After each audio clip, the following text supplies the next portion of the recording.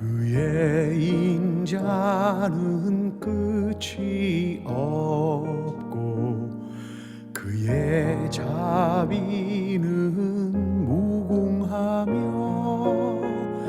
아침마다 새롭고 늘 새로우니 주의 성실이 큼이라.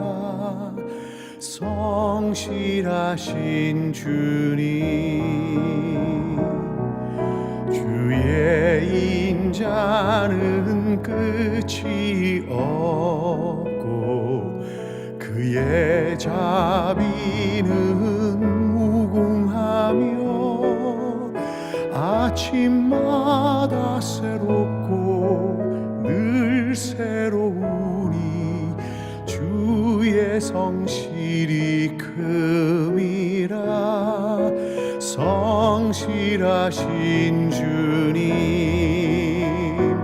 아침마다 새롭고 늘 새로우니 주의 성실이 큼이라. 성실하신 주님,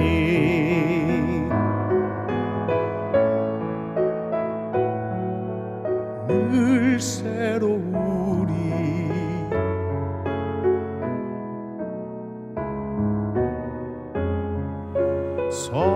성실하신 주님,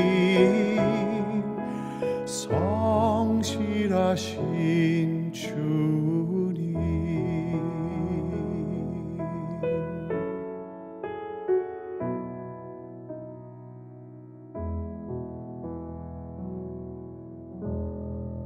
오늘 우리에게 주시는 하나님의 말씀은 마태복음 9장 1절에서 8절의 말씀입니다. 예수께서 배에 오르사 건너가 본 동네에 이르시니 침상에 누운 중풍병자를 사람들이 데리고 오거늘 예수께서 그들의 믿음을 보시고 중풍병자에게 이르시되 작은 자야 안심하라 내 죄사함을 받았느니라. 어떤 서기관들이 속으로 이르되 이 사람이 신성을 모독하도다. 예수께서 그 생각을 아시고 이르시되 너희가 어찌하여 마음에 악한 생각을 하느냐. 내 죄사함을 받았느니라 하는 말과 일어나 걸어라 하는 말 중에 어느 것이 쉽겠느냐.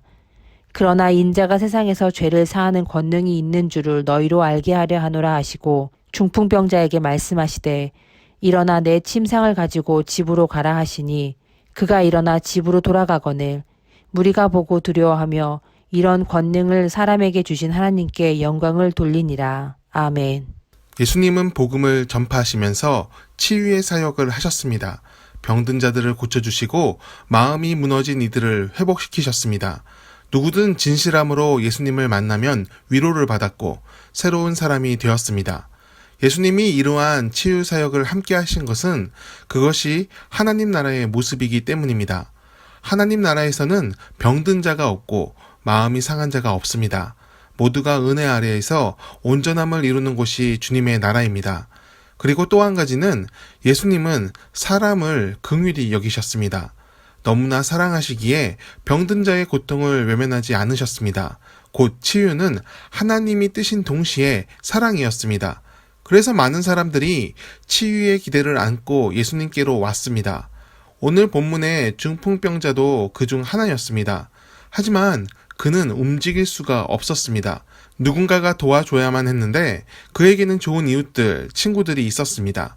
그들은 중풍병자의 침상을 통째로 들고 예수님께 왔습니다. 이것만 해도 굉장한 도움인데 그들의 노력은 여기서 끝이 아니었습니다. 마가복음 2장의 같은 내용의 본문을 보면 그들이 침상을 들고 왔을 때는 이미 많은 사람들이 있어서 예수님을 만날 수가 없었습니다. 그래서 그들은 방법을 냈습니다. 예수님이 계신 집의 지붕을 뜯어서 줄로 침상째 내리는 것입니다. 이 일은 그럴듯해 보이지만 굉장히 부담이 되는 일입니다. 일단 자기 집이 아닙니다. 자기 집을 뜯는 것도 부담스러울 텐데 남의 집을 망가뜨려야 합니다. 그리고 이미 예수님을 만나기 위해 많은 사람들이 와 있었습니다. 각자 소망과 기대를 안고 예수님 앞에 왔을 것입니다. 꼭 은혜를 새치기 하려는 모습처럼 비춰질 수도 있었습니다. 그냥 본문 한 줄로 나온 것처럼 간단히 시도할 일이 아니었습니다. 그럼에도 불구하고 그들은 지붕을 뜯습니다. 그리고 중풍병자를 내려보냅니다. 왜 이렇게까지 했을까요? 그들도 절박했기 때문입니다. 그들 역시 중풍병자가 낫기를 간절히 원했습니다. 중풍병자가 예수님을 만나면 나을 수 있다는 믿음이 있었던 것처럼 그들도 예수님을 만나면 병이 나을 수 있다는 믿음이 있었습니다. 제가 청년일 때 후배들을 데리고 찬양 집회를 간 적이 있습니다. 저는 당시 청년부 리더였고 후배들은 하나님을 조금씩 알아가던, 마음을 열어가던 청년들이었습니다.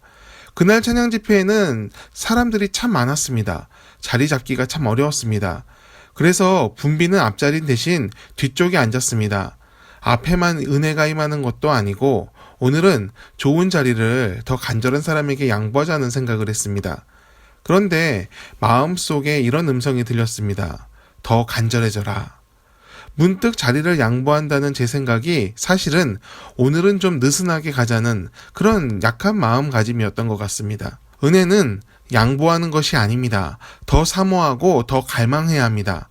하나님께서 부으시는 은혜는 그 수량이 정해져 있지 않습니다. 은혜를 사모하는 사람이라면 누구든 충만함을 받을 것입니다. 중풍병자의 친구들이 지붕을 뜯은 것은 타인을 제끼고 넘어서 은혜를 차지하려는 뜻이 아니었습니다. 그들은 예수님만 만난다면 중풍병자가 나을 수 있다는 확고한 믿음과 간절함이 있었습니다. 그 믿음의 표현이 지붕을 뜯는 것으로 나타났습니다. 예수님은 그들의 행동을 책망하지 않으셨습니다. 도리어 그들의 믿음을 보시고 또 그 중심의 선함을 보시고 중풍병자를 고쳐주십니다. 우리는 이 말씀에서 간절함을 느낄 수 있어야 합니다. 그들의 간절함을 보지 못한다면 예수님의 행동을 평가하기에만 바쁜 율법학자들처럼 되고 맙니다. 예수님은 중풍병자에게 내 죄가 사함을 받았다는 말로 치유를 하십니다. 율법학자들은 이것을 물고 늘어집니다. 병을 고치는 것과 죄를 사해주는 것은 다르다고 말합니다. 하나님의 영역을 인간이 침범했다 그러면서 비판을 합니다.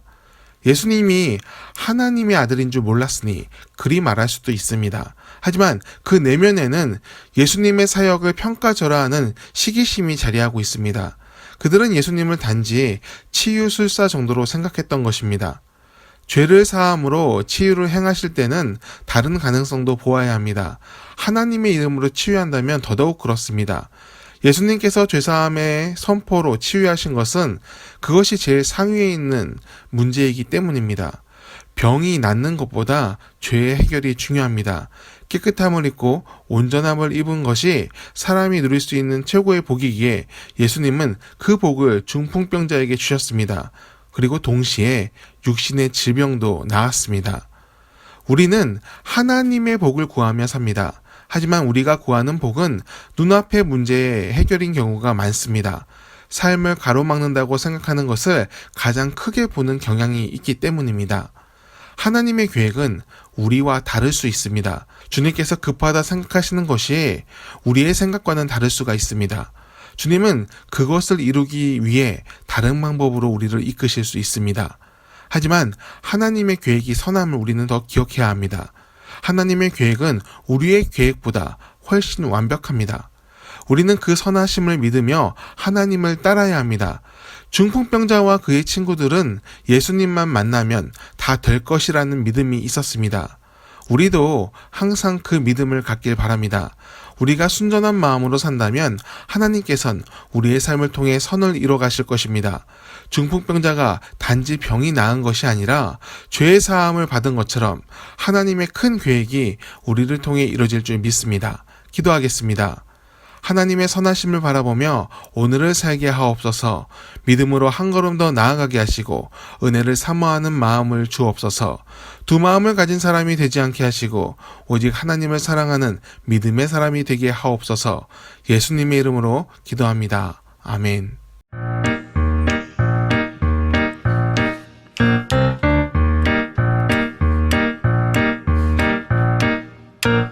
세상 모든 풍파 너를 흔들어 약한 마음 낙심하게 될 때에 내려주신 주의 복을 세어라. 크신 복을 내가 알리라. 받은 복을 세어 보아라. 크신 복을 내가 알리라. 받은 복을 세어 보아라. 주의 크신 복을 내가 알리라. 너무 빠르다 진짜. 칭찬해, 그죠?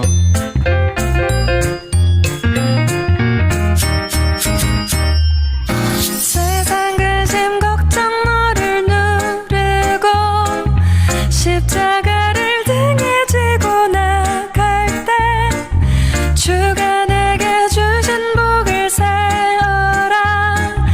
두려움 없이 항상 찬송하리라. 세상 권세 너의 앞길을 막을 때 주만 믿고 낙심하지 말아라.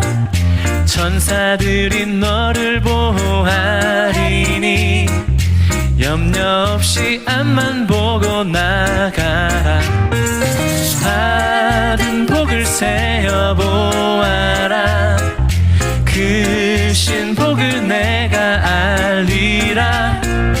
받은 복을 세어 보아라. 주의 크신 복을 내가 알리라. 솔로.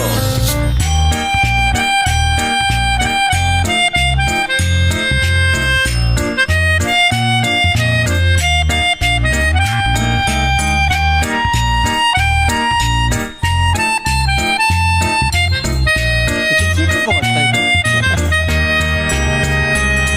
내가 의지하는 예수, 나의 사모하는 친구, 나의 기도 들으사 응답하여 주시니 미쁘신 나의 좋은 친구. 내가 의지하는 예수, 나의 사모하는 친구, 나의 기도 들으사 응답하여 주시니 미쁘신 나의 좋은 친구. 받은 복을 세어 보아라. 크신 복을 내가 알리라. 받은 복을 세어 보아라. 주의 크신 복을 내가 알리라. 주의 크신 복을 내가 알리라. 주의 크신 복을 내가 알리라.